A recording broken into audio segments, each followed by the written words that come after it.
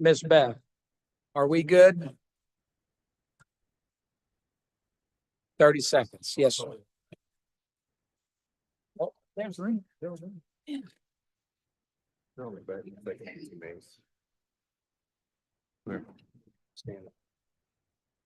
All right, good evening, ladies and gentlemen. We will call the regular council meeting for the month of February 2025 to order. And with that, I will turn it over to Councilman Waring for the invocation and pledge of allegiance. Please join me in prayer and pledge.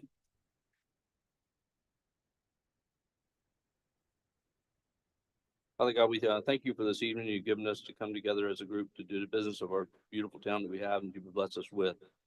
Father, we ask you to please keep our hearts, our minds, and our tongues in check, Lord, that the actions they take may be pleasing in your sight. Lord, we ask you to please keep our intentions pure with our decisions tonight, that they are pleasing only for your praise and glory, Father. And Father God, we ask you to please continue to keep your hedge of protection around our service providers that keep us safe at home and abroad. And finally, Father, I ask you to please continue to provide comfort to the Touchberry family, to the mayor and the Touchberry family for the loss of Coach Touchberry recently. Lord, we ask you to please be with their family as they grieve this loss and you welcome them into your kingdom, Lord. Father God, we ask all these things in your holy name. Amen. Pledge allegiance to the flag of the United States of America, to the republic which stands one nation under God, indivisible, with liberty and justice for all.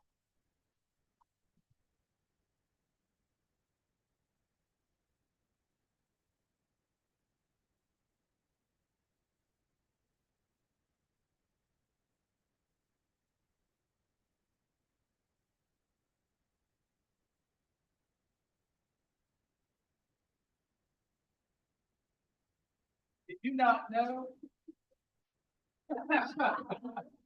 Come on up, Miss Steve. I know Beth has a few things to read first before I make any comments. Okay. Dee Eaton is our payroll technician and manages the deadlines of payroll with ease. Her job touches every employee in the town. Many of us are here tonight. Her traits of patience and helpfulness are on display as she provides great customer service in dealing with all of our employees. She's the first to offer solutions or jump in on a project regardless if it is related to payroll or not. She even came into work the day of the snowstorm to make sure that everything was good to go with payroll, which we all appreciate. Dee is a true team player and an asset to the town. Congratulations.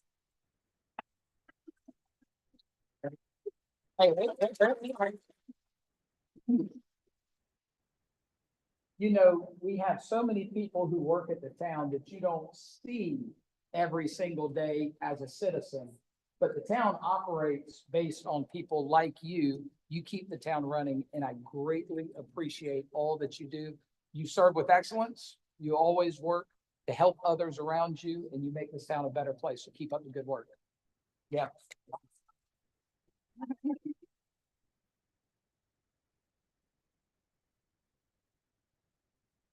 Yes. Next, we have Chief Wright and the members of the Somerville Police Department.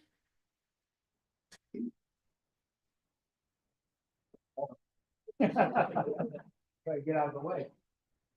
Come on up. Come on up.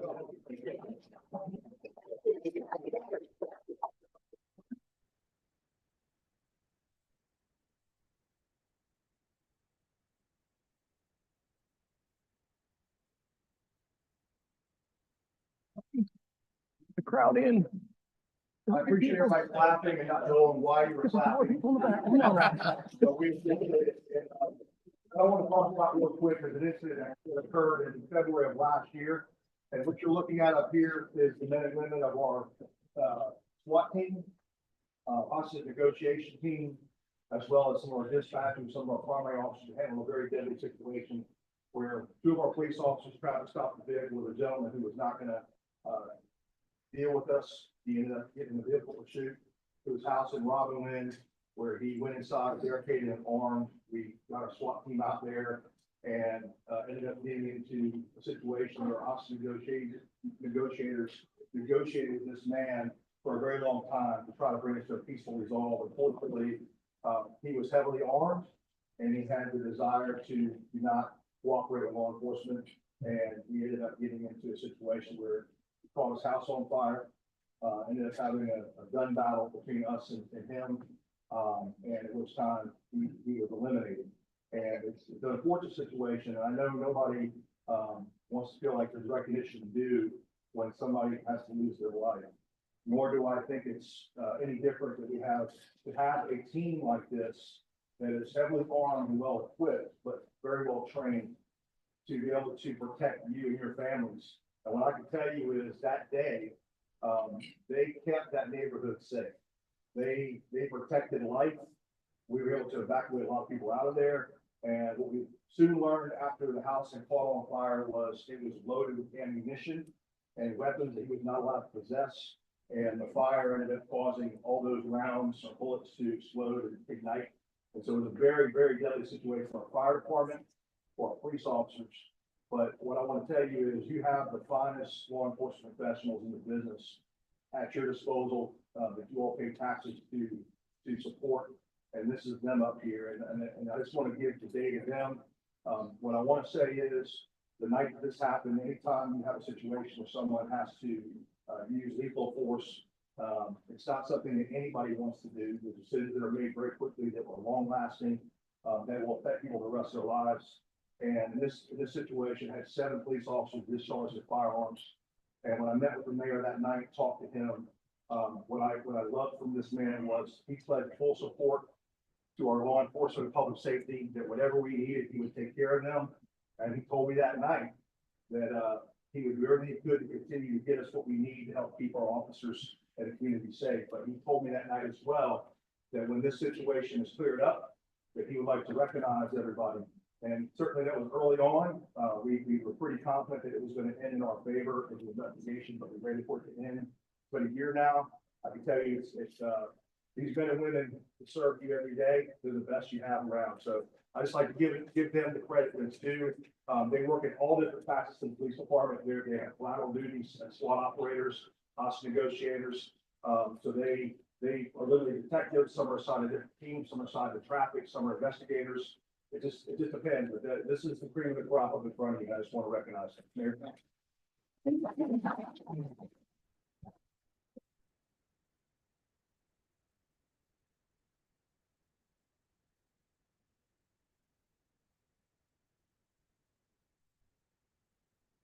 Oh, I know that each of you don't do it for the applause. You do it for the folks right there, our citizens, your families, our families. And when Chief told me the way that scene looked, I couldn't imagine a more chaotic scene that you guys were experiencing. I thought to myself, what I would do in that situation, with threat of life to you, threat of life to each other, threat of life for our citizens facing you. And then I thought about the discipline it took and the training to prepare to execute what you did nearly flawlessly, come out on the other side with a positive outcome, no extra loss of life other than a person who was actually bent on that end. And I just thank them so much. We have the best of the best, and I appreciate our community's support of our public safety professionals as much as I appreciate what y'all do for our community. So thank you so much. What you will receive, and this is new because I just got an order and I don't know if Chris Mikowski's in here. Chris may not be here, but what you will receive, each of you, the chief knows who you are, is the first Mayor's Challenge coin ever prepared in my knowledge. And I'm excited to give each of you my first challenge coin for what you did for our citizens. Your discipline and what you did from an ethical standpoint was fantastic. I appreciate you greatly. So thank you.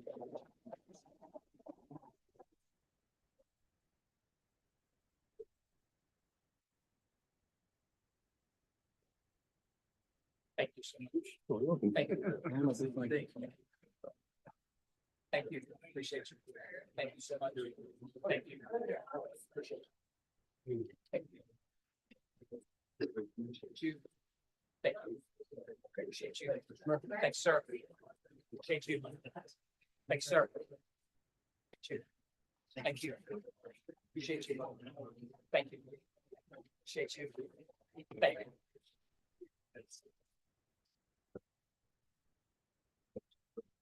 Next, if we could have Coach Pat Edson.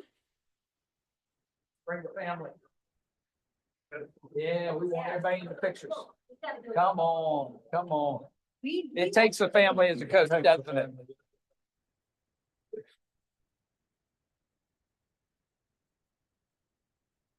I must be scary on my side. They don't want to come over here. Come on in, come on. You hold that for. Yeah.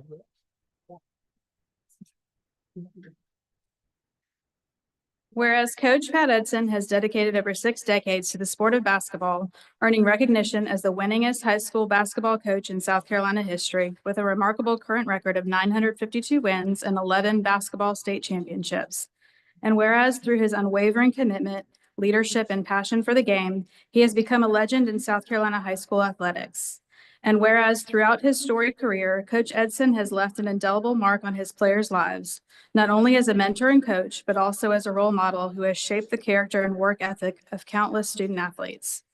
And whereas Coach Edson has made an exceptional impact at Pinewood Preparatory School, where he has coached multiple generations of athletes, including his daughter in volleyball, his son in basketball, and currently his grandson in basketball. And whereas Coach Edson's unwavering dedication to his players, his school, and the sport of basketball has not only produced championship teams, but has also fostered a family-oriented legacy that transcends generations. Now therefore, Mayor Touchberry and the Summerville Town Council do resolve to hereby honor Coach Pat Edson for his unparalleled success as the winningest basketball coach in South Carolina high school history, for his lifelong dedication to the growth and development of student athletes, and for his enduring commitment to his family and Pinewood Preparatory School.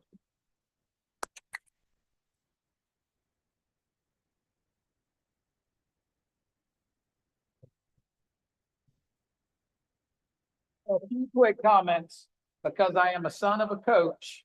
I think it's so important how coaches impact the lives of the young people around them.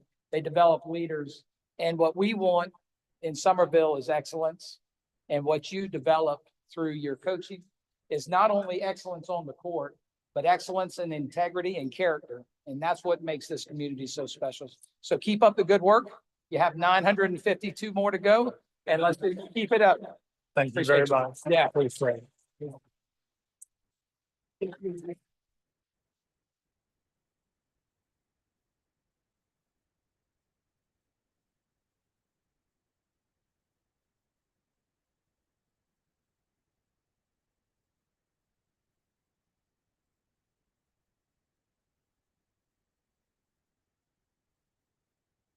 Next, we have approval of minutes. Mr. Mayor, I would move for approval of items A, B, C, and D. The town council meeting, January 9th, 2025, the special council meeting, January 16th, 2025, special council meeting, February 10th, 2025, and standing committee meetings, February 10th, 2025. Second. Motion and a second to approve items A, B, C, and D. Any discussion? Hearing none, all those in favor say aye. Aye. Any opposed? The ayes have it. Ahead of public comment time, I want to make a couple comments, real quick. Number one, I know there are a lot of folks here to speak, and if you are with a group of folks, I would, like you to maybe select a spokesperson, and then we'll recognize after you speak the folks who agree. If there are things that weren't stated that you needed to state, feel free to come back up and add other items if you were signed up on there. So those are for items on the agenda. There is an item, actually two items, A and B, correct, Councilman Waring? Items A and B under section 7 petitions. From what I understand, the developer is working on some other items, seeking what I would call a win-win solution with the community. And so for those items, he asked us to delay taking any action on that. So that is for items A and B on that. You can still give your public comment if you wish, considering, but we will still have to take action at a later date anyway, because the developers asked to move those to the next month. And with that, go ahead, Ms. Meservey. I actually have two to read into the record first, and I will start the timer on myself. Quoting from an opinion given by the Honorable Alan Wilson, South Carolina Attorney General, on November 16th, 2021, the legislature gave municipalities broad authority to enact ordinances not inconsistent with the Constitution and general laws of the state. Powers, duties, and responsibilities granted local government subdivisions by the Constitution and by law shall include those fairly implied and not prohibited by this Constitution. The Attorney General opined that determining whether a local ordinance is valid is a two-step process. He states, the court first considers whether the municipality had the power to enact the ordinance, and if the state has preempted a particular area of legislation, a municipality is without power to regulate the field. If the municipality had the power to enact the ordinance, the court then determines whether the ordinance is consistent with the Constitution and the general law of the state. It is my opinion, from what I have read, that the town never had the authority to permit a $10 LLC member to be the owner of a bed and breakfast. South Carolina Title 45 requires homestay B&Bs to be owner-operated. Only single-member LLCs that own property occupied by the same single member qualifies for 4% primary residency state tax or tax rate. Under Title 45, resident and keepers qualify for 4% property tax since resident and keepers own the property and the B&B is their primary residence. Our Somerville's municipal ordinances allowing 50% member LLC owners who serve as resident innkeepers legal. Chapter 44, Uniform LLC Company Act of 1996 states that an LLC member is not a co-owner. While 33-44-112 states that unless its articles of organization provide otherwise, an LLC has the same powers as an individual to do all things necessary or convenient to carry on its business affairs. This does not allow B&Bs in which minor LLC members reside in property owned by the LLC to claim 4% property tax rates. 4% property tax and 6% property tax are irreconcilable in my opinion. It is my opinion that the Attorney General has already settled the matter of municipal ordinances that run afoul of the law.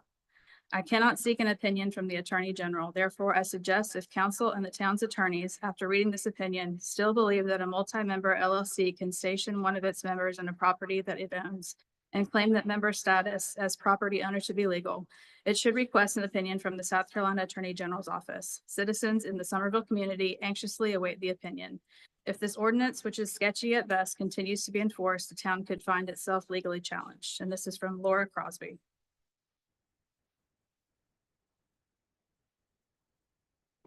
Next, from Karen Healy.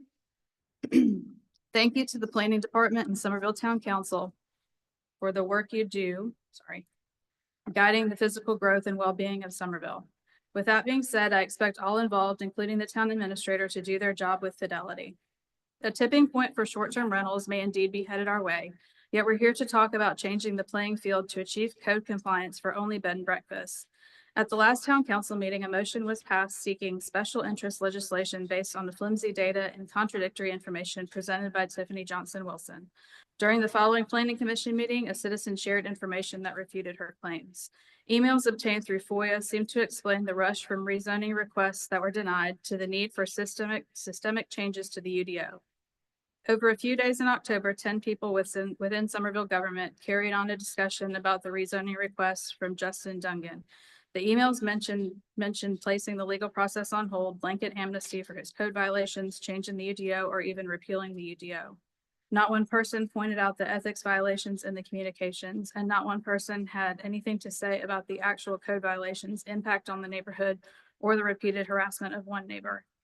So in Somerville town government, personal relationships seem to flow effortlessly into professional relationships, and it would appear the planning department was handed this special interest legislation.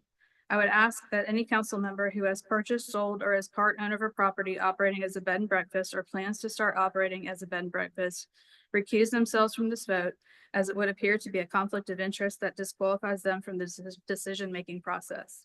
They would avoid the appearance of personal financial interest or bias. The entire short-term rental situation does deserve to be carefully examined to head off situations now facing communities in the Lowcountry, which have been cited in numerous articles in the Post and Courier. Changing the UDO at this point is not the way to go. Code enforcement is at the heart of the original rezoning requests. I would ask that the Code Enforcement Department be afforded the funding and staff to do their job consistently and fairly, and that a citizen short-term rental task force be set up to thoroughly research the many issues that short-term rentals present.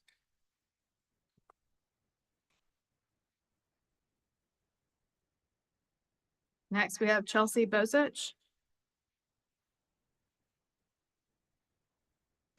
Good evening, everyone. My name is Chelsea Bozick. I'm a local resident at 102 Hughes Street and the owner of one of the first conditional use licensed short-term rentals in Somerville. The UDO was put in place to ensure that Somerville grows responsibly, fairly, and with the input from its residents. It should not be bent to suit special interests. Yet here we are watching an attempt to rewrite the UDO after a property owner built a structure without permits, had construction work done without permits and inspections, and was rightfully denied a rezoning request. Instead of holding to the existing law, some members of this administration want to change the UDO to make it easier for a select few to break the rules. Emails obtained through FOIA show collusion before the rezoning request was even submitted. Town council members, the mayor, and the town administrator were already making plans to push this through. The town administrator even suggested granting amnesty and repealing the UDO altogether. When I failed to pay accommodation taxes in 2020, I didn't get granted amnesty. I was fined, rightfully so, and immediately brought myself into compliance, paid back taxes, and have been in compliance ever since. This is how UDO violations should be handled. Yet now, those who have blatantly violated the rules are being rewarded with changes to benefit them. This isn't just selective enforcement, it's undermining the integrity of our community. This fight is about more than one property. It's about ensuring that rules apply equally to everyone. I work full-time in a state regulatory role, upholding federal laws and state rules and regulations. So I understand how important it is to hold people accountable. I've done some digging, and what I've found is concerning. Properties that have been violating the UDO for years remain untouched until I filed a FOIA request to show selective enforcement. Once a request was filed, the enforcement took place the very next day. This is not how a fair system should work. Weakened regulations like these will drive up property values and taxes and make it harder for local families to afford homes. We already are plagued with some of the highest taxes in the state. Is that the future we want for Somerville? We should be strengthening protections to preserve affordable housing, not making it harder for families to stay here or move here. Other nearby municipalities are working to protect affordable housing and preserve the character of their communities, while Somerville is moving in the opposite direction, risking our future and the affordability of our homes for the benefit of a select few. Enforce the rules, don't rewrite them. Thank you. Adrian Quist.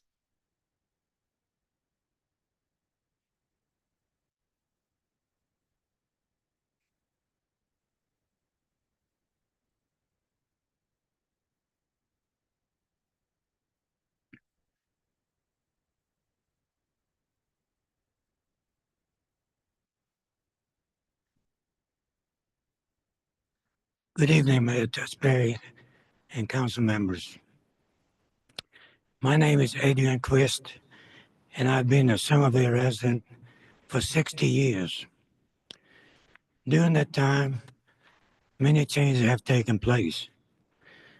And when it comes to ordinances, the Unified Development Ordinance is the best zoning regulation document to protect Somerville from almost everything that can be detrimental to this town's historical preservation, charm, and values. Many hours and discussions were held years ago before some of you were on this council. With all due respect, Ms. Johnson Wilson, at last month's meeting, I was stunned with your comments suggesting for more discussion about the bed and breakfast ordinance change. In my opinion, you keep stirring the pot by wanting to sugarcoat the violations that have occurred at the South Magnolia bed and breakfast business.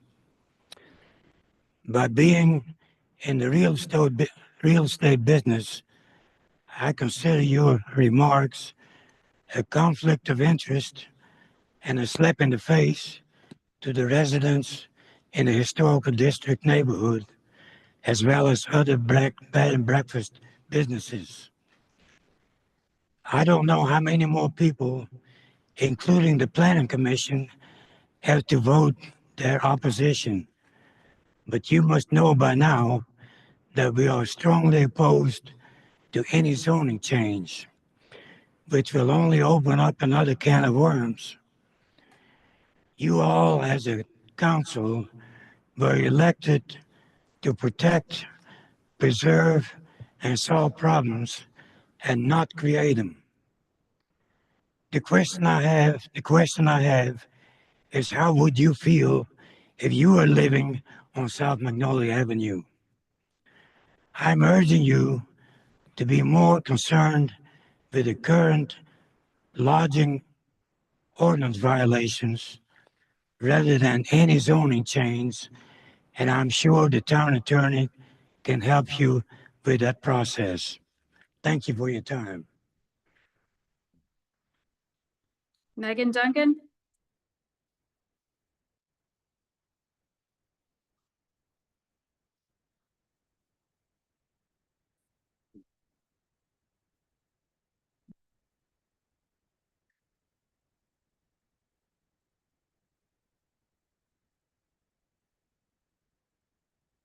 My name is Megan Dungan, and my family lives here in the Historic District on Central Avenue, but we also own and operate several other properties downtown Somerville.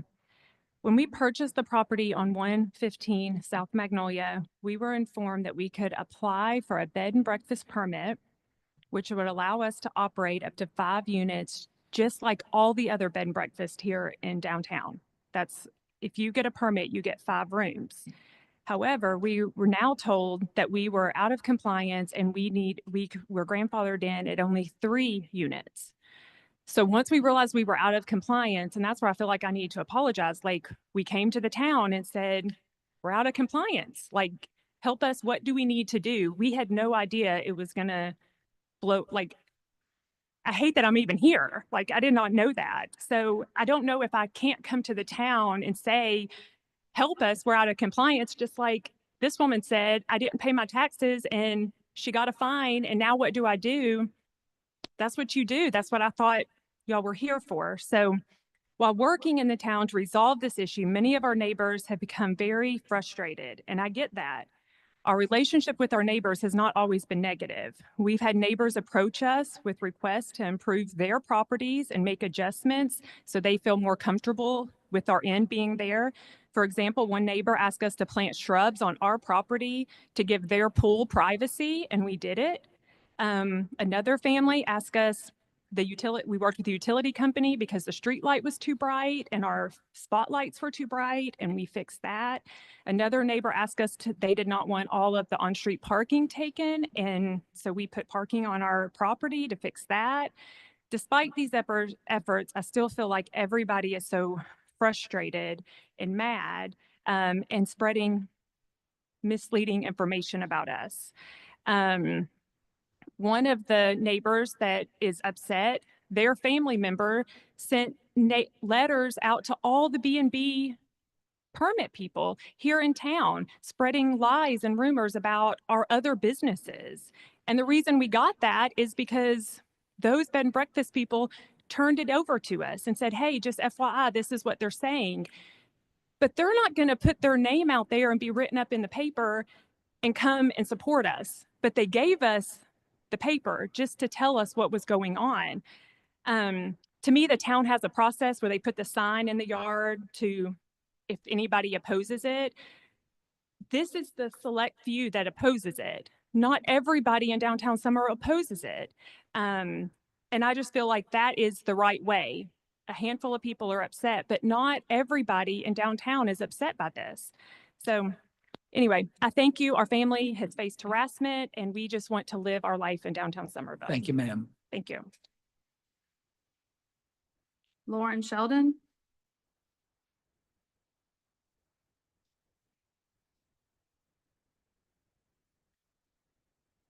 Hi, my name is Lauren Sheldon, and I live at 115 South Magnolia Street in Somerville. I am the property manager and innkeeper of this home. Although I've lived here since 2018, many in the town still seem to view me as a mystery, despite having met me and spoken with my children. Over the past 7 years, I've had to repeatedly prove to the town that I live at this address due to constant complaints from my neighbors. I've always tried to comply with the town's requests quietly and respectfully, choosing to ignore negativity and hoping that eventually, if I don't engage, the drama will stop. For instance, I've tolerated my neighbor yelling at my children for playing too loudly in my back driveway. Apparently, playing outside at 6 p.m. in the summer months is too much. Instead of responding harshly to her, I instead try to be a good neighbor and ask my children to play in the front yard, even though it's less safe due to traffic on Magnolia Street. Complaints have also been filed about the noise of me closing my car door and how it automatically locks when I park in the back parking lot. So instead, I park in the front of the house. In 2020, I bought a new car. That same week, we received a complaint that I no longer lived at this address. I had to work with our attorney and the town to prove that I still reside here when the only change was I got a new car. It's daunting and stressful to feel like my every move is scrutinized. I've tried to be compliant and kind to my neighbors, but it seems a few enjoy stirring up unnecessary drama. If they paid attention, they'd see my normal routine and that I'm a homebody. I wake up, my kitchen light goes on, I make my coffee, open up all the doors and the windows because I love to let light in my apartment, and I begin my day. We can even provide security footage going back the full 7 years I've lived at this address with me living my life, coming and going from the property. I'm always home by 10 and in bed, and you won't see me leave again until the next morning. You will also see my son proudly mowing the lawn every week in the spring and summer to make sure it looks nice. You'll also see my kids playing outside and me walking the street up to Span Elementary School and back doing my walks. Yet some prefer to make up stories and report them to the town. After 7 years of this, I feel like it's time to speak out. I'm tired of constantly having to prove that I'm alive, well, and living at 115 South Magnolia. I urge the town to stop giving into these unfounded complaints. It's a waste of everyone's time and energy. I'm speaking out because ignoring the issue has not worked, and I'd like, hopefully, this to put an end to it. I love Somerville, and I moved here to give my kids the experience of living in a safe and welcoming neighborhood and to enjoy everything the town has to offer within walking distance. As a single mom, all I want to do is raise my kids in peace and thrive in this community. But unfortunately, this has been proving difficult. Thank you. Justin Duncan.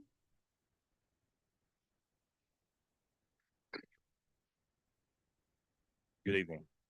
My name is Justin Dungan, as you've heard, along with my wife, Megan, our good friend and innkeeper, Lauren Sheldon. We operate the Magnolia Inn, historic inn at the corner of 115 South Magnolia Street. Since opening 8 years ago, we've hosted thousands of guests, thousands of stays. I think we do a really good job at that, to be honest with you. I think our reviews are a testament to the hard work that our team puts in, the drive we have to create an unforgettable experience for the guests that come to enjoy downtown Somerville. A lot of those people are coming to enjoy downtown Charleston, but guess what? They fall in love with downtown Somerville and they spend more money here.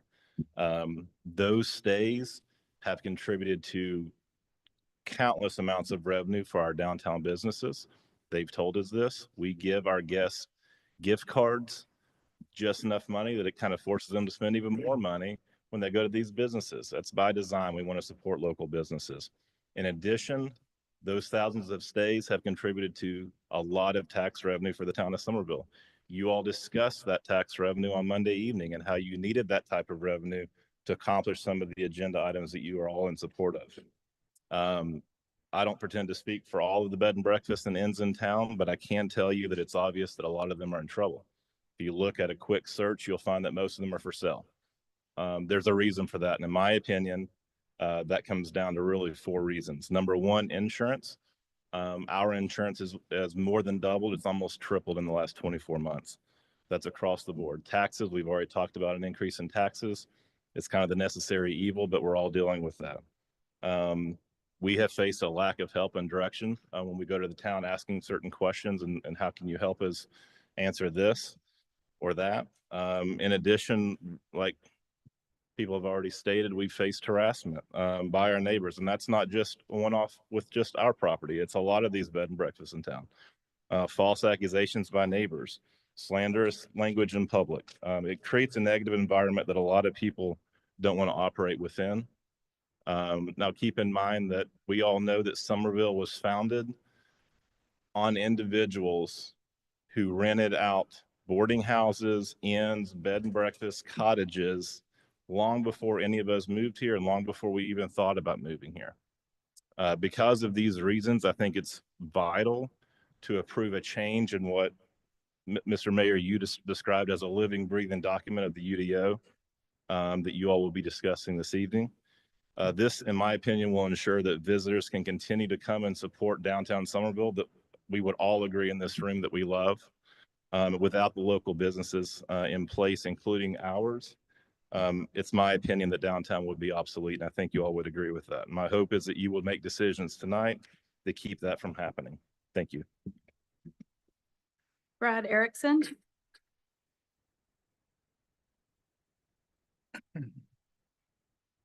Good evening, council members. I'm going to take Mayor Touchberry's advice and cede my time to my colleague, Jana Riley. Several of you got to hear me speak on this topic a few nights ago, but I'll ask Jana to come up and talk about the Cultural Arts District.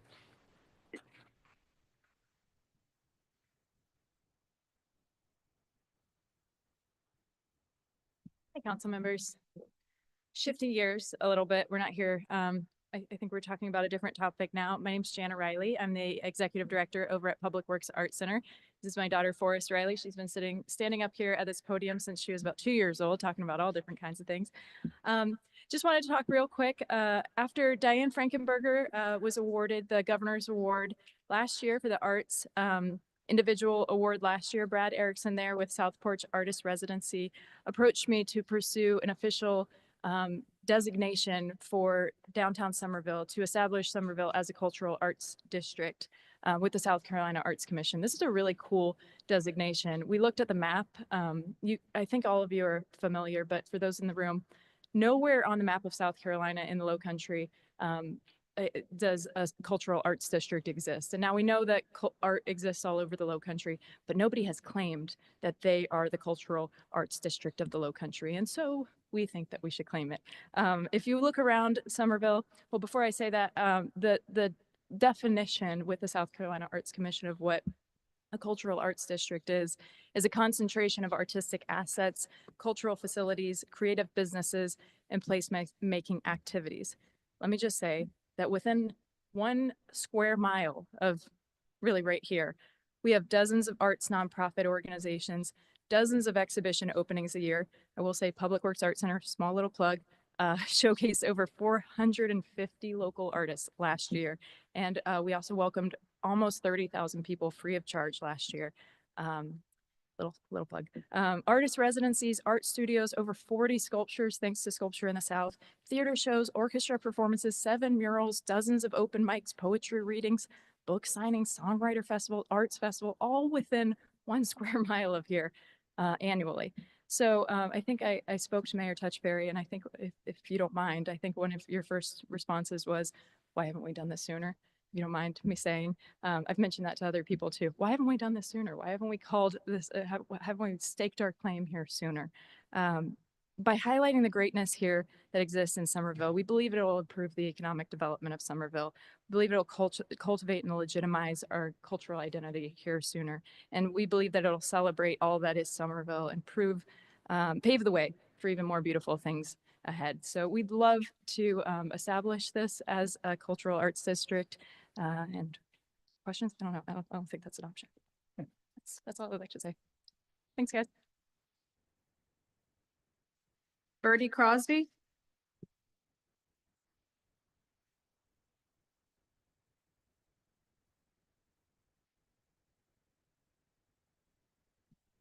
Good evening, and thank you for letting me speak this evening. I request that you deny amending the UDO as suggested regarding the homestay bed and breakfast. The citizens spoke out against the need to amend the UDO at the January 27th Planning Commission meeting. And while Councilmember Johnson Wilson stated that there was a need for amending this section based on conversations she had with B&B owners, not one citizen was there to support that position. The amendment allows for a full-time residential manager. The South Carolina Bed and Breakfast Act plainly reads that a bed and breakfast must be owner occupied, and that law supersedes local ordinances. The law does refer to it being the innkeeper's residence, but later defines the innkeeper as the proprietor or owner. Being owner occupied as the owner's primary residence would only then qualify them for a 4% property assessment rate. The amendment allows for ownership by an LLC. An LLC is an entity unto itself, much like a person. In the case of a bed and breakfast, the LLC, not any member would own the building. An LLC can own things like property. It can contribute to causes. It can sue and be sued. In fact, one of the reasons folks form LLCs in the first place is to protect them from being personally liable. An LLC may have a single member or multiple members, but members don't have shares. There's no majority member before the law, as the amendment includes any more than there can be a half person. It's all or nothing. However, state law does allow for a single member LLC and the family of that member to reside on the property together and claim the 4% assessment if the county assessor approves. When an LLC is formed in South Carolina, it's legally required to give its name, address, agent, and a few other items that the South Carolina Department of State needs in a document called the Articles of Organization. This is different from an LLC's organizational agreement, which is recommended but not required. It's an in-house agreement between members dealing with policies and procedures, and it may be oral or written. In closing, state law requiring owner occupancy negates the ability to have an on-site hired or bartered residential manager. It negates an owner-operator living anywhere other than on the property. Owner occupancy as a primary resident is required for the 4% assessment rate. Only a single member LLC meets the requirements for the owner occupancy at the 4% rate. The amendment should be denied. The current ordinance should be amended to fully comply with state law. An LLC's agent should present a copy of the Articles of Organization and the documents from the assessor's office, proving that it meets the requirement for the 4% assessment if LLC provisions are to be included at all. Perhaps it would be a good idea to ask the Attorney General for an opinion before we move forward with any new amendments in this regard. I'd like to just put in the record, and I've put annotations down here for the codes that I brought up. So can I pass that over here? Thank you. Thank you.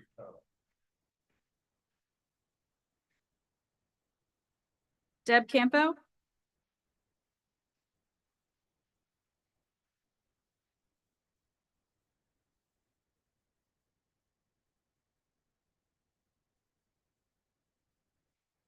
Good evening. My name is Deb Campo. I reside at 317 Sumter Avenue, and I'm joined tonight by a few of my neighbors. And we believe that we speak for a lot of residents who are fortunate to live in this beautiful town. Somerville's urban forest master plan was funded by the U.S. Forestry Service and was completed in July of 23. The purpose of the plan development was to enhance the town's beauty and health through purposeful tree planting and preservation. More specifically, the preservation of trees that provide improved air quality, prevent stormwater runoff, cool the air temperature, improve property values, and particularly in Somerville, are strongly linked to our culture, history, and charm. Unfortunately, the plan showed that the tree canopy has lost 11% of the tree canopy has been lost over all council districts between 2015 and 2019. This is equal to 205 acres of canopy loss per year. The loss is expected to reach 20% by 2040 without proactive measures. The plan included recommendations for both tree planting and tree preservation, including the recommendation to bury utility lines to minimize tree damage and loss. According to the 2021 franchise agreement between the town and Dominion, both the town and the utility are required to set aside a designated amount of funds to cover what's called non-standard services. These non-standard funds and the town's match are to be used primarily, quote, to convert overhead distribution and service lines to underground lines and to other non-standard services to existing customers. Unused funds are to be carried over for 5 years. As of 21, each of the funds should have accrued more than $1.2 million.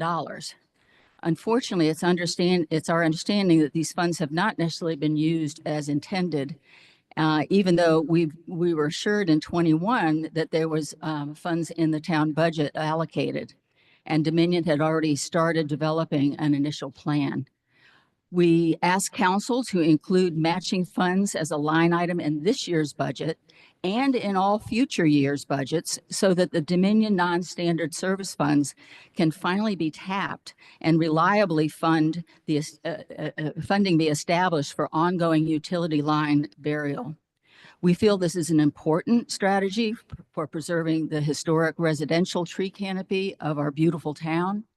And while it is costly and it will take time, we have to begin it. Thank you very much for your time. Peter Gorman.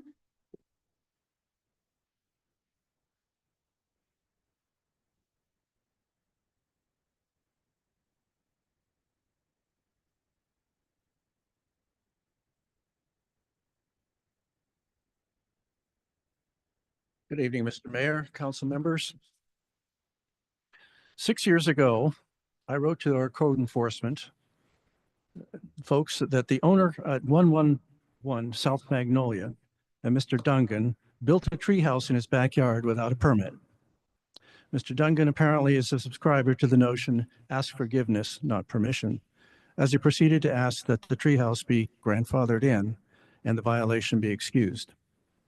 Mr. Dungan next proceeded to purchase the historic house next door at 115 South Magnolia for a B&B.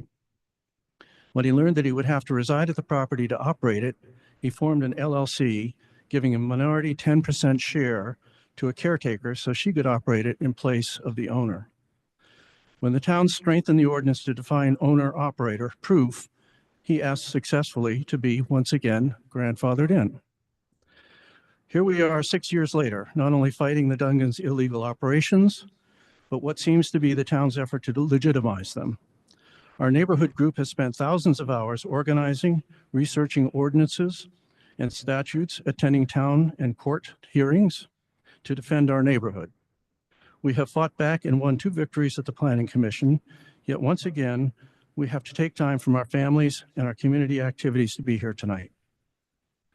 The Dungans have been operating 1 illegal unit for 5 years and 3 more for another year. They signed a required permit application document affirming that they understood the terms of their conditional use permit, 3 units. And yet now they claim ignorance and now request to be grandfathered in to their illegal scheme. One can estimate their gross profits are over $200,000 in this illegal scheme, and somehow they're not paying their taxes. They owe almost $70,000 in town and county taxes, according to public records. Meanwhile, their predatory marketing is stealing business from other nearby short-term rentals. Is this the kind of citizen that you consider worthy of your protection? Are we going to have yet again another attempt tonight by a member of this council to move to circumvent state and town laws and bail out a scofflaw for his illegal actions? Stop this assault on our neighborhood. Protect it. Acknowledge that the historic district is the goose that lays the golden egg for Somerville. The B&B owners are playing a constant LLC shell game over who is the owner and operator, and his attorney is playing the game of constant court continuances while demanding a jury trial, hoping that you will bail him out. This has allowed the illegal scheme to continue for years while the town is deprived of its taxes, and other short-term rental agents who pay their taxes are failing. Mr. Dungan told me years ago that his ambition was to buy up historic properties downtown and franchise them as B&Bs under his LLC scheme. Any amendment you approve tonight will allow him to do just that. We ask that you vote tonight to protect. Thank you. Debbie Tomzik.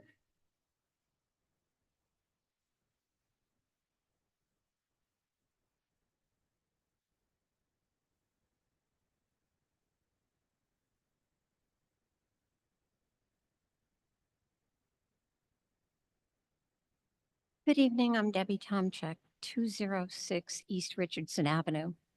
Back in December, when the owner of the bed and breakfast diagonally across the street from our historic home requested rezoning to alleviate his non-compliance issues.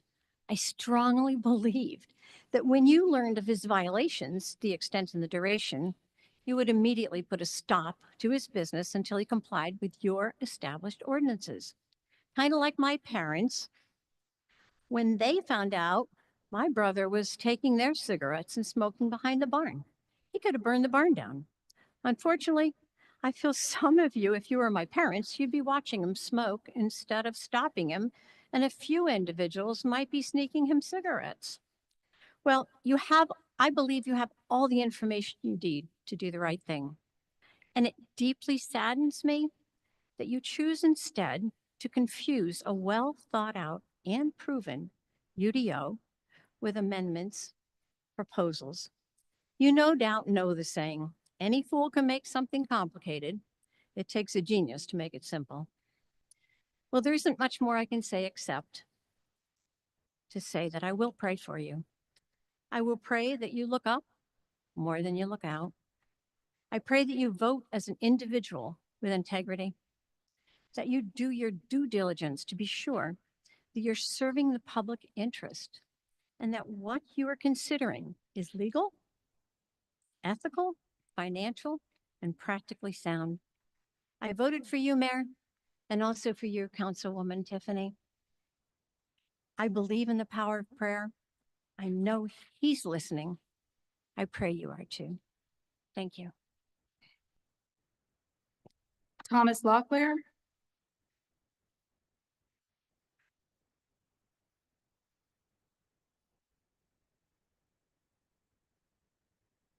All right, Mr. Mayor, that's all I have for public comment for items on the agenda. Thank you, ma'am. Next is petition by Edward H. Tupper to annex TMS number 13609000006, located at 1526 Central Avenue and totaling approximately 0.48 acres, currently zoned CN Neighborhood Commercial in Dorchester County, and requested to be zoned GB General Business following annexation to the town of Somerville's municipal limits in Council District 4. The Planning Commission held a public hearing and made a recommendation for denial at its meeting on January 27th, 2025. The Planning and Development Committee voted to move the item to full council with no recommendation at its meeting on February 10th, 2025. Mr. Mayor, I would ask that we move both items A and B under petitions to our March was 13th meeting? Yes. March 13th meeting. Second. All right, I have a motion and a second to move items A and B to the March regular council meeting. Any discussion? Hearing none, all those in favor say aye. Aye. Any opposed? The ayes have it. Under pending bills and resolutions, item A, second and final reading of an ordinance to annex TMS numbers 14515030445, located at 431 to 441 Old Trolley Road and totaling approximately 2.13 acres, currently zoned CG General Commercial in Dorchester County and requested to be zoned UCMX Urban Corridor Mixed Use following the annexation into the town of Somerville's municipal limits, and this would be in Council District 3. Mr. Mayor, I'll make a motion that we annex 431 and 441 Old Charlie Road into the town. I'll second. Motion and a second to approve the annexation request. Any discussion? Hearing none, all those in favor say aye. Aye. Any opposed? The ayes have it. Second final reading of an ordinance to rezone TMS number 13010000074, located at 917 West 5th North Street, totaling approximately 0.27 acres and owned by Willie Jamison from NMX Neighborhood Mixed Use to NR Neighborhood Residential, Council District 1. Mr. Mayor, I would move that we postpone this item until our March 13th regular council meeting. All right. Motion and a second to postpone. Any discussion? Hearing none, all those in favor say aye. Aye. Aye. Any opposed? The ayes have it. Second and final reading of an ordinance to annex TMS number 14508000022, located at the end of West Smith Street and totaling approximately 13.5 acres, currently zoned TRM Transitional Residential in Dorchester County, and will be zoned MFR Multifamily Residential upon annexation into the town of Somerville's municipal limits. This would be in Council District 3. Second reading was postponed at the August 2024 council meeting until this meeting. The petitioner has requested this item be postponed until November 2025. Mr. Mayor, I move that we postpone this item until the November 13th, 2025 council meeting. Second. Motion and a second to postpone as requested by the applicant. Any discussion? Hearing none, all those in favor say aye. Aye. Any opposed? The ayes have it. Under introduction of bills and resolutions, approval of a resolution for the town of Somerville to establish a cultural arts district. I'll make a motion that we approve the resolution. Second that, Mr. Mayor. Motion and a second to approve the resolution to establish a cultural arts district. Any discussion? I would, Mr. Mayor, I would just like to thank you for putting this together and then them coming forth with this idea. I think it's absolutely wonderful for our town.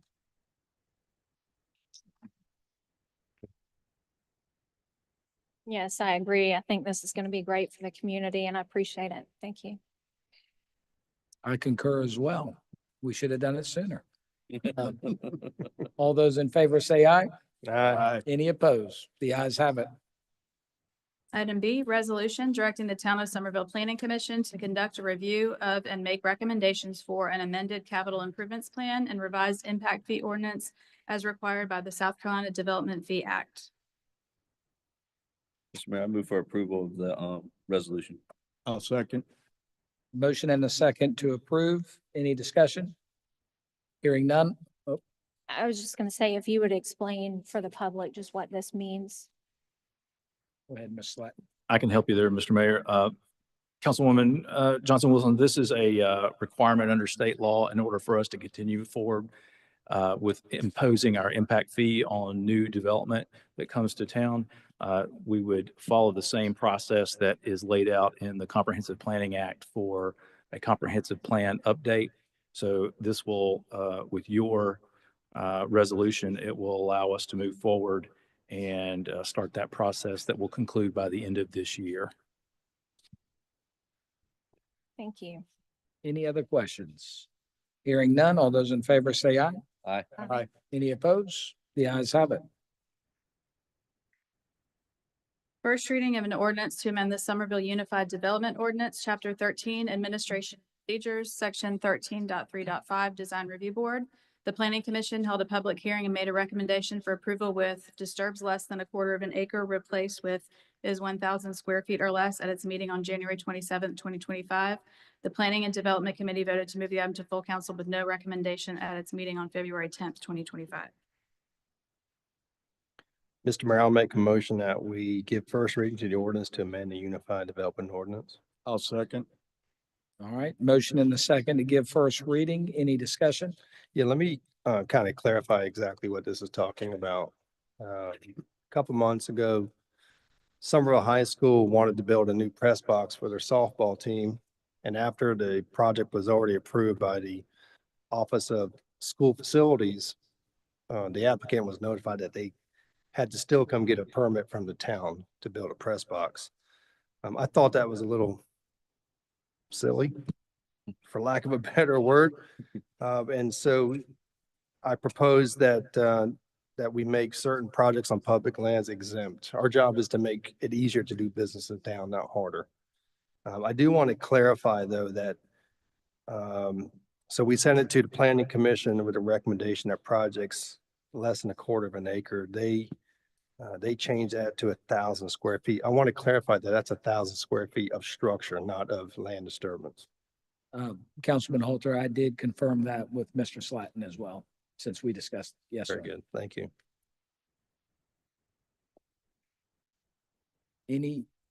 We had a motion in a second. Yeah, Any other discussion? that is structure is, okay. Maybe we need to add that to the ordinance. Well, clarify if you'll look at your screens, the second red lined, if the property is zone PL and the new building and or expansion is 1,000 square feet or less or is not buildable, then it is approved and not required. Any other discussion? Hearing none, all those in favor say aye. Aye. Any opposed? The ayes have it. Item D, first reading of an ordinance to amend the Somerville Unified Development Ordinance, Chapter 3, Use Provisions, Section 3.4.3 Lodging. The Planning Commission held a public hearing and made a recommendation for denial at its meeting on January 27th, 2025. The Planning and Development Committee voted to move the item to full council with no recommendation at its meeting on February 10th, 2025. Council members, do we have a motion? Mr. Mayor, I'd like to make a motion for two amendments to allow the bed and breakfast the option to hire a professional innkeeper as this states, and to permit up to 7 bedrooms. This is less restricted than the South Carolina Bed and Breakfast Act, which calls for up to 10 bedrooms.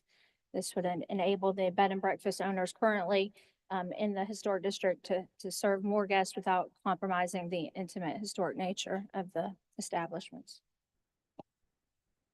All right, we have a motion. Do we have a second? I'll second. All right, motion and a second. Any discussion? Yes, Mr.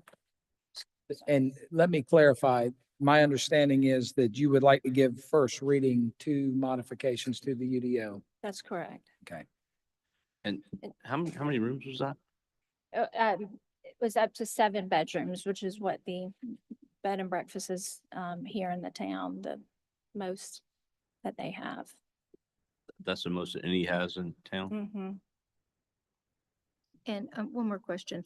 And that was having the property owner or a full-time innkeeper living on the premises, correct? As it's written here. And if I may speak to this for a moment as well. I appreciate you all being here tonight and giving your feedback. I'm aware of your concerns, some of your opposition. I respect every citizen's right to express their views, but I do believe it's crucial that our discussions are based on facts and not misinformation. One person's issue did bring light to a much larger issue in our town among our bed and breakfast. We face a concerning trend. 3 of our 6 bed and breakfasts are for sale. That's signaling a decline in this historic art. It's an indicator that our current regulations may be too restrictive and out of step with the needs of these businesses. And our town's first economic prosperity can be traced back to the Pine Forest Inn in 1871. That tradition's contributed significantly to what makes our hometown unique. And I believe bed and breakfasts are the pillar of our community. Let me be clear and state for some of the things that I've heard tonight. I've never owned, operated, or planned to own or operate a bed and breakfast in Somerville or anywhere else for that matter. Some of the threats, harassment, and false accusations I've received during this time have no place in civic process, not in anywhere in this country and certainly not in Somerville. I do hope we can all rise above these personal conflicts and focus on what makes Somerville better as a whole for everyone. And so I do ask for your support as residents of Somerville in making these thoughtful amendments. Perhaps we need to look at in the future, looking at the short-term rentals as well. I don't know, but right now we know the suffering. That's what we know. This one issue brought light to a much larger issue. So, thank you.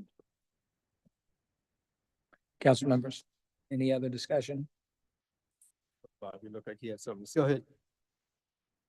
Mr. Mayor, I want to point out that we have 0 hotels in Somerville that are not in Berkeley County, unless you count the Hamilton Motel. If there's something we can do to attract more visitors to our downtown, I'm all for it. However, I do have a lot of questions. First of all, I would like our attorney between now and next month to tell us exactly what state law does say about bed and breakfast and owner occupancy. I think that one thing we should consider is that the owner of the bed and breakfast must have a 4% residency in town, and they should be limited to 1 bed and breakfast outside of their occupied residence. I'm not sure why we're limiting guest rooms to 5 or even to 7.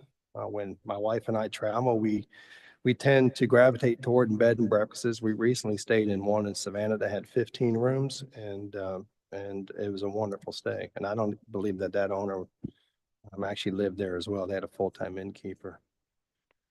I'm not sure why we limit bed and breakfast to just breakfast, but that's part of a different conversation. I do have a concern of how this would affect short-term rentals, Airbnbs.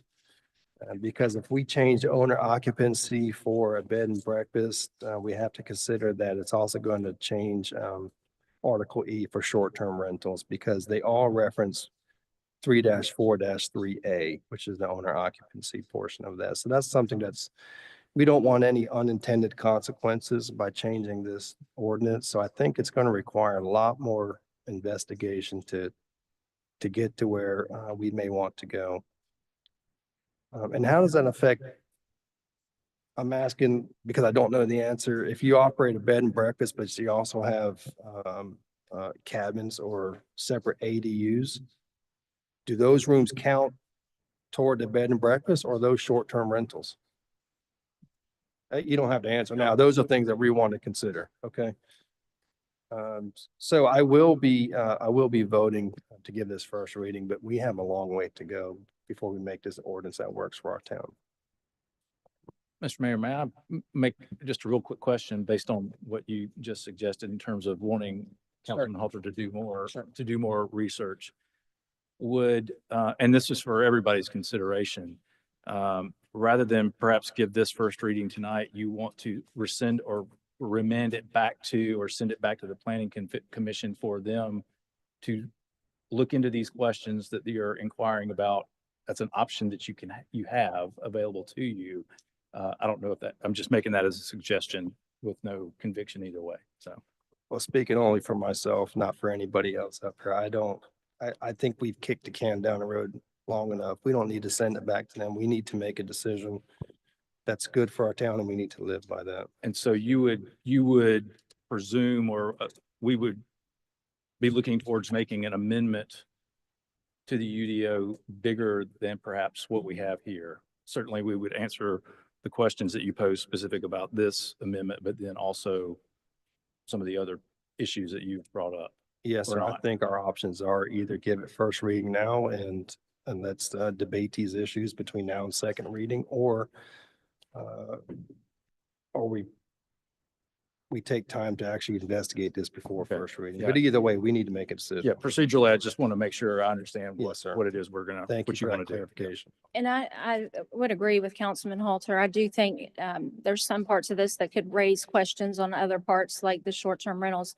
It is something we've been going over now for a while now, and I think we need to move it forward and make a decision, and over the next month, figure out how we can make sure it works and complies in all aspects of the UDO. I would agree with what everyone's saying. One of my concerns is when I hear about some of these bed and breakfasts that have been out of compliance and perhaps they've been, written up with code enforcement or something.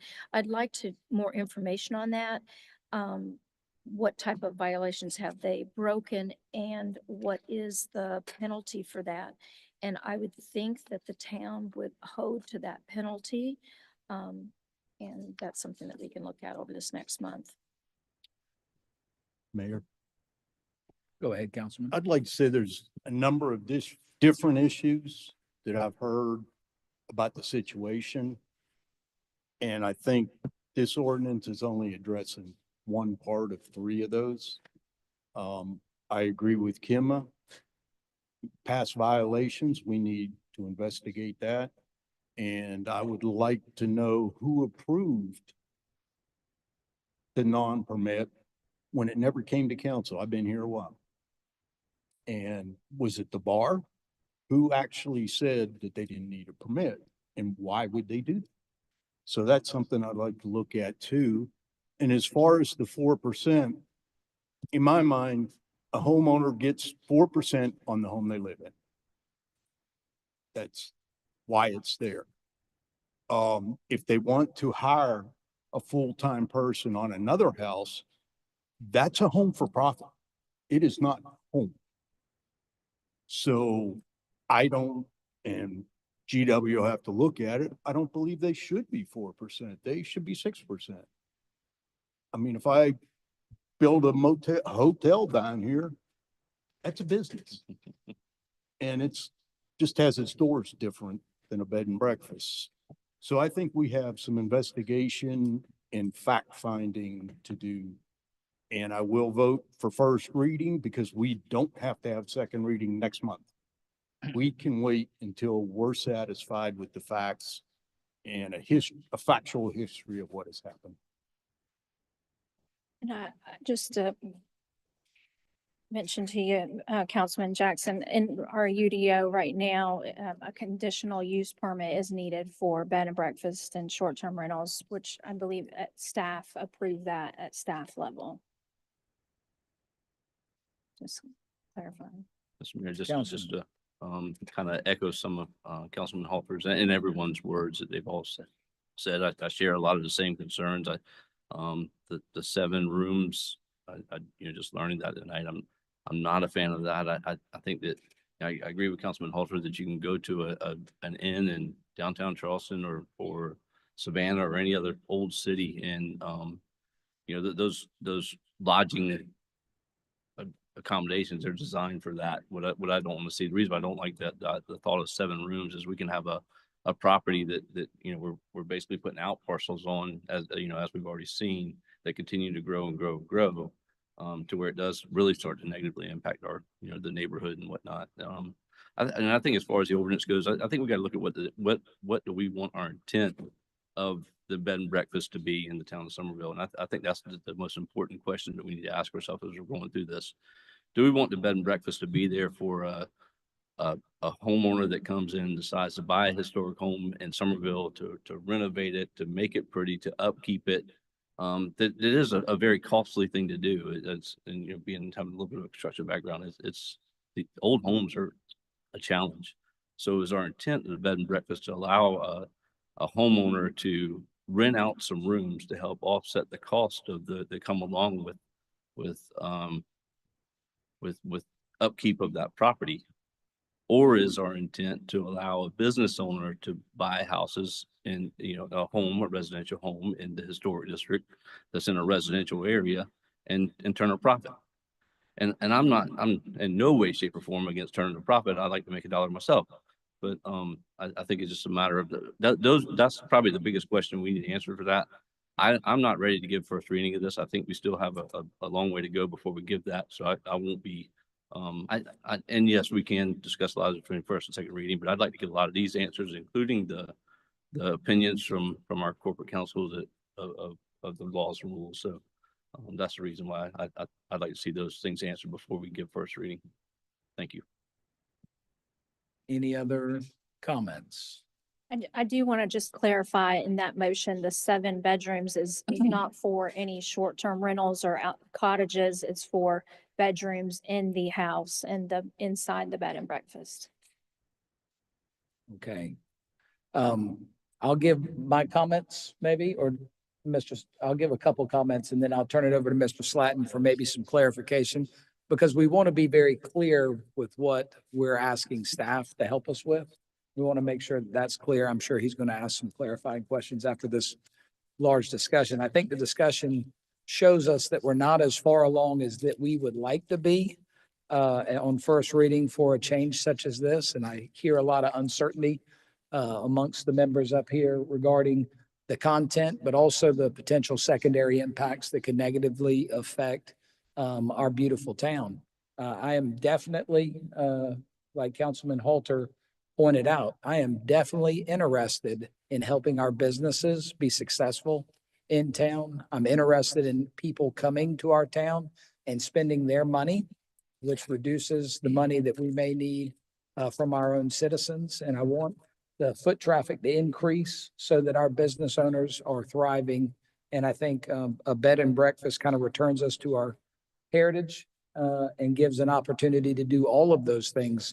Other people's money are our favorite money, and we want to welcome that in to town. So if you were asking, I am in support of first reading, but I think we have a very long road ahead to get this, any adjustments into a place where folks have confidence that it's not going to negatively impact our town and it's truly what's best for our community. Mr. Slatton, I'll turn it over to you. Thank you, Mayor. I just want to ask a clarifying question of you, council. Based on the discussion that I've heard, it sounds to me as though you want to review our short-term rental, bed and breakfast, our lodging sections of our UDO for potential improvements that could be made. If that, I want to make sure I'm hearing that correctly. And we are, as staff, to limit it, our research and discussion internally to essentially that section. I just want to make sure that I'm clear. No, exactly the opposite. I want to make sure we're not. Good. I want to make sure we're not changing the short-term rental. Okay. I want to make sure that anything we do with the bed and breakfast portion of the lodging ordinance does not change short-term rental. Okay, so just the B and B you want to That is review. correct. Okay, Yes, all right.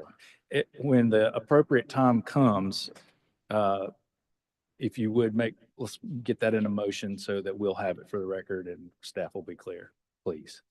Because you've got an amendment, you've got a motion to amend what you have in front of you right now. You need to dispose of that, and then you can make a motion to move to do with the main topic, what you see fit procedurally.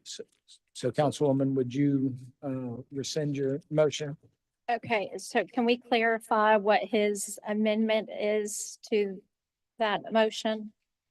Okay. The way I made the understand it, amendment, but okay. Or did you make an amendment? Is that what I understood Mr. Slatton to say? Well, what you pass or what you ask to pass is something that folks, it's not what we're asking staff to do. Oh, In reality, what we're asking staff to do is to look at the bed and breakfast ordinance. Correct. In the UDO. So we need to clarify that, give them clear direction. We're not passing first reading with the changes that were presented. Your motion to amend to 7 rooms is on the floor for disposal as y'all see fit right now. So you need to do that. Need to make a decision on that because you're amending what has been presented, which is currently 5 rooms. so I made the motion to permit up to 7 rooms, which is less restrictive again than our South Carolina Bed and Breakfast Act at 10 bedrooms. But so I made that motion. Is there a second? There was. Yep. Maybe just keep it the way it is.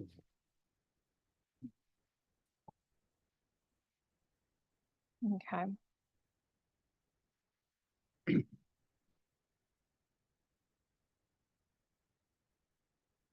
I'll amend that motion that we move forward as it's written now to give us time until second reading to discuss this further and do further research as needed. Do I have a second? Second. All right. Any other discussion? Yes, sir. Sorry. I'm the slow one on the end. So what exactly are we saying right now? We're passing first reading of what we have here, not unamended, Okay. and asking staff to take the information that we have heard tonight in the bed and breakfast ordinance area only and come back with another draft for review. Okay. Mr. Slatton, did I mess that up? No, you got it right on the mark, Mayor. All right. What specifically, I'm sorry, are we asking staff to review? Because this is pertinent just to homestay bed and breakfast. So what are we Bed and asking? breakfast ordinance, that section of our UDO. Okay. All right. Hearing no other comments, all those in favor say aye. Aye. Aye. Any opposed? Okay, we have one opposition for first reading. Richard, or Councilman Waring, I apologize. Item E, first reading of an ordinance to amend the Somerville Unified Development Ordinance, Chapter 3, Use Provisions, Section 3.6.1, Permitted Temporary Uses. The Planning Commission held a public hearing and made a recommendation for approval at its meeting on January 27th, 2025. The Planning and Development Committee voted to move the item to full council with a recommendation for approval at their meeting on February 10th, 2025. I'll make a motion. We approve. I'll second. Motion and a second to approve. Any discussion? All those in favor say aye. Aye. Any opposed? The ayes have it. First reading of an ordinance to convey a portion of town-owned property, TMS number 13013000017. Mayor, I would move that we postpone this item until after executive session. Second. Motion and a second to postpone until after executive session. Any discussion? Hearing none. All those in favor say aye. Aye. Any opposed? The ayes have it. Item G, first reading of an ordinance to approve a quitclaim deed to Thomas A. Limehouse, a portion of town-owned property known as 919 West Fifth North Street. Mr. Mayor, I would also move this item, delay this item until after executive session. Second. Motion and a second to postpone until after executive session. Any discussion? Hearing none. All those in favor say aye. Aye. Any opposed? The ayes have it. Under miscellaneous, discussion of complete streets policy.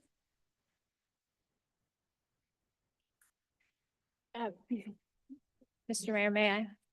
Yes, ma'am. Smart Growth America conducted a research study showing the multitude of benefits for complete streets to a lot of communities just like ours. They looked at 37 projects. Over those, it significantly reduced the traffic collisions and injuries, saving an estimated 18.1 million in collision and injury costs in just 1 year. Those projects have consistently increased pedestrian and bicycle use. They encourage a healthy, active lifestyle, which is vital as we tackle broader health issues. And the economic data I read was also pretty compelling. Post-implementation, the community has seen a rise in employment, influx of new business, increased private investment, and 8 of the 10 communities that were surveyed credited the complete street projects themselves with sparking the increased private sector investment. Property values climbed in all 37 of those areas as well. I did learn that Somerville adopted a complete streets resolution in 2012. And I think we have some aspects of that, of complete streets in our UDO by way of like sidewalks with new residential development. But I do feel like we can do more in the future by looking at some ways coming up with our budget meeting coming up soon to possibly fund via capital improvements. A better way to incorporate complete streets in our new streets, commercial development, as well as residential, and then as well as our old streets. So I think it's something that I'd like us to look at our upcoming budget meeting. I believe it's not just an investment in our infrastructure, but in our community's future. It supports economic growth. It enhances the public safety and the overall quality of life for all of our residents. Thank you, Councilwoman. Other council members, anything?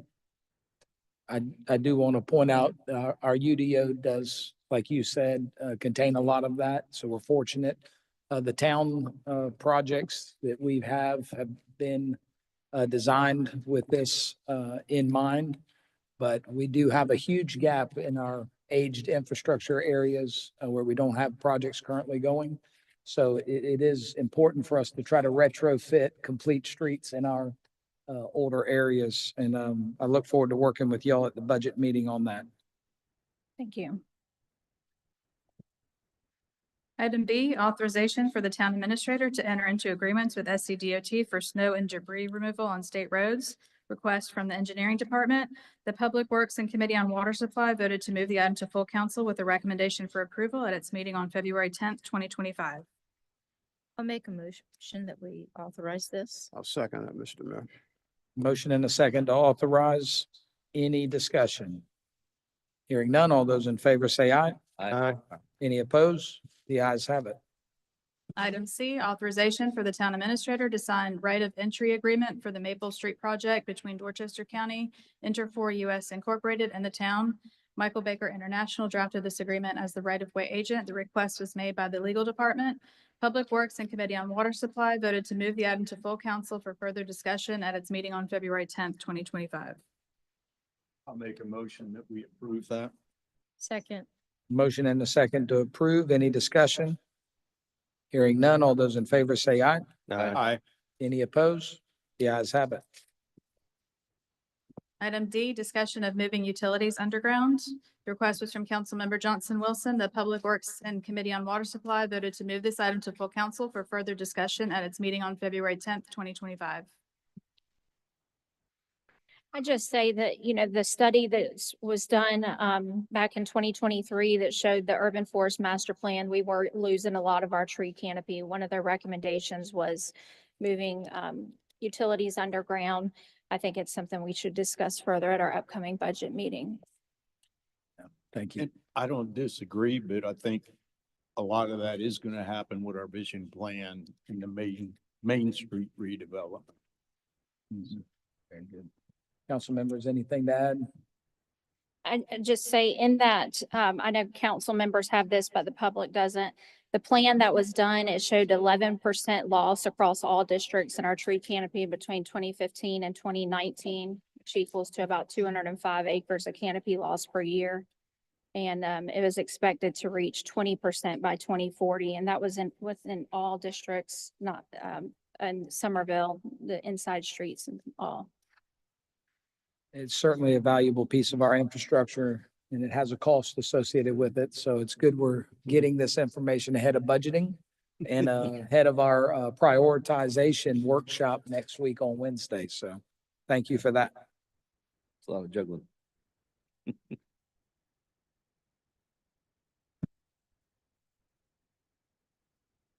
Item E, authorization for the Town of Somerville and Somerville Parks Foundation to collaborate for a special event celebrating the completion of the Berlin G. Myers Parkway extension.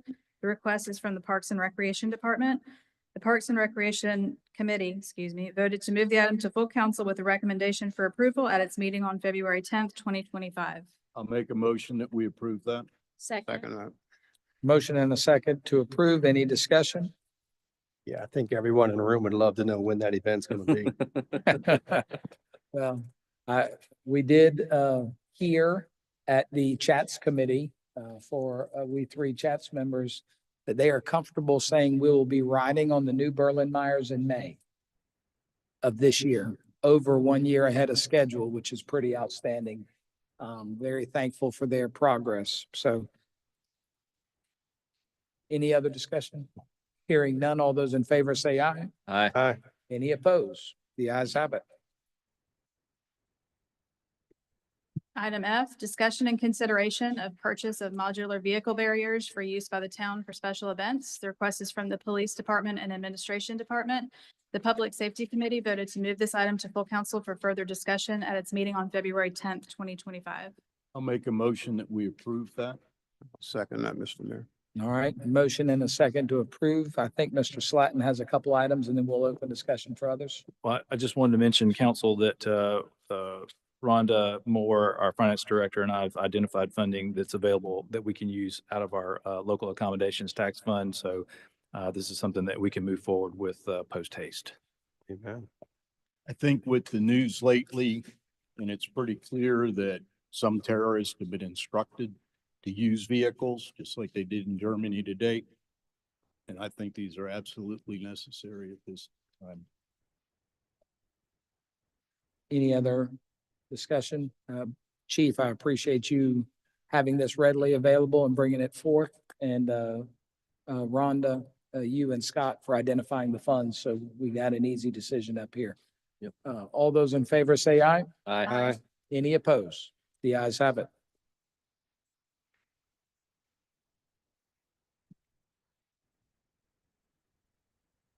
Under public comment number 2, Bruce Coker.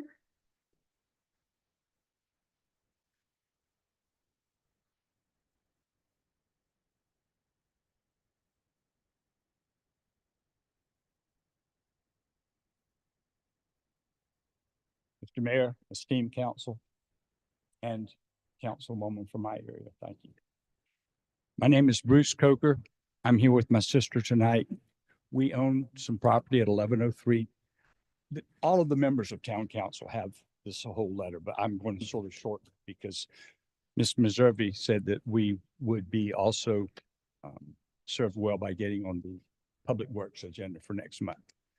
We are here requesting a reopening and curb cut of what's known as the North Gum Street extension. It is a piece of closed down roadway, as some of you may or may not know, from 9th Street north that goes between Home Depot and the Earth Fair Shopping Center. We are at the end of what's left under city control. There are safety concerns on North Main Street in front of Market Square in our property. You all are aware of it, so I'm not going to go into it. It's horrible out there.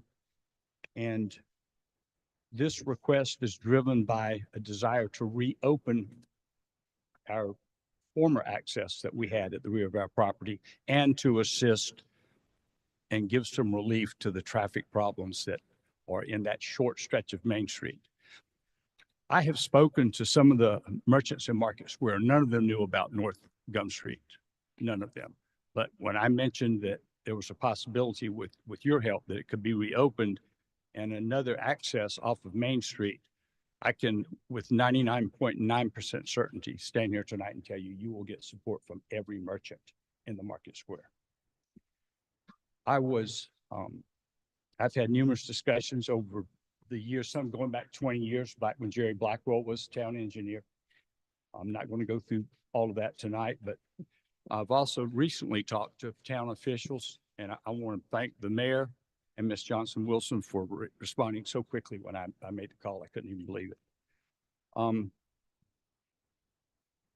We were told at a staff meeting to get approval from 2 private landowners for us to get a curb cut. My efforts have failed. One said that he would do it if the other would. The other one said he wasn't even going to ask his tenant. And that was the end of that discussion.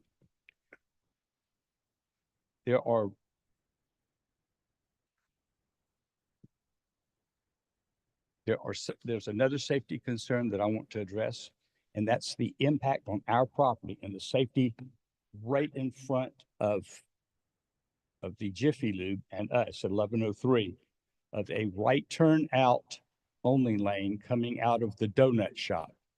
It's within 40 feet of my driveway, and it really hinders us developing our property. Thank you, Mr. Coker. Thank you. Appreciate it. With that, Mr. Mayor, if anybody wants to ask any questions, my phone number and email are on the letter that y'all had. Thank you, sir. You are. Thank you. And I'll just say, we looked at that once before and it was stopped.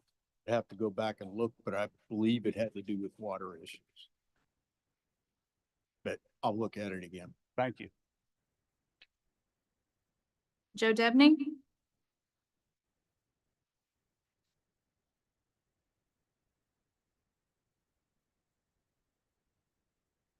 Council, thank you for letting us be here. I'm here on behalf of the Bike Pedestrian Committee. Thank you for appointing me to that last month. Our chairwoman, Miss Amanda Metzger, is here as well. We just wanted to thank you for the Complete Streets, bringing that back up. And as you go through that budget process, just keeping in mind some of the different ways that we can make the town be progressive in bike and pedestrian walkways. Thank you for everything that you've already done on that. And we just want to continue to support you with some projects that we want to bring forward to you, and we'll be bringing those in due time as well. So just want to thank you for that and keep it in consideration as you go through the budget process. Thank you. Mr. Mayor, that's all I have for public comment. Thank you, ma'am. Next is executive session. Mr. Mayor, I maybe we go to executive session. Oh, you just took it off my screen. I second. To discuss contractual matters related to town-owned property, legal matter related to mediation agreement, and to receive legal advice on the sale of 0.084 acre tract of land owned by the town, personnel matters related to appointment of the Board of Zoning Appeals. Mr. Mayor, I'd like to recuse myself from executive session, item A on the agenda. Yes, ma'am. We had a motion from you. Did we have a second from? Yeah. I'll second. Okay. Motion and a second to go into executive session for contractual matters related to town-owned property, legal matter related to mediation agreement, receive legal advice on sale of a 0.084 acre tract of land owned by the town, and personnel matters related to appointment to the Board of Zoning Appeals. All those in favor say aye. Aye. Any opposed? We are in executive session and we